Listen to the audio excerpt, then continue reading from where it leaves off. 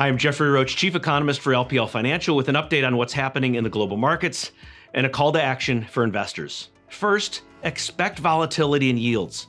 As investors adjust expectations to Fed policy for the rest of this year, we should expect volatility like we did immediately following Friday morning's payroll report. As policy adapts to economic conditions, bond market volatility often rises. The MOVE Index, Merrill Lynch Volatility Estimate, is a measure of implied volatility of Treasury options, and during periods of rate changes, interest rate volatility often rises.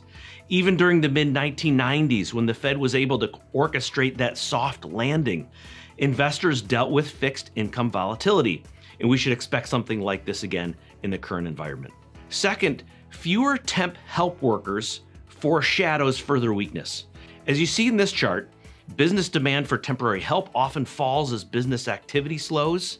This is an important detail to watch because the flip side is also the case.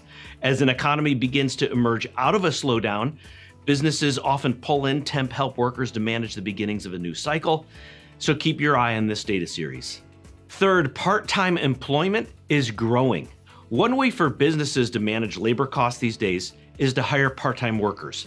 This strategy was especially pronounced during the Great Financial Crisis, but now there's also a demand side of the narrative, and it's likely structural in nature. And of course, I'm referring to the reimagined nature of work. Individuals are placing more emphasis on self-care and improved work-life balance. And of course, the early retirements of many in 2020 have pushed up a higher percentage into the part-time category. So what does this mean for investors and business owners? Expect a slowdown in hiring in the near term.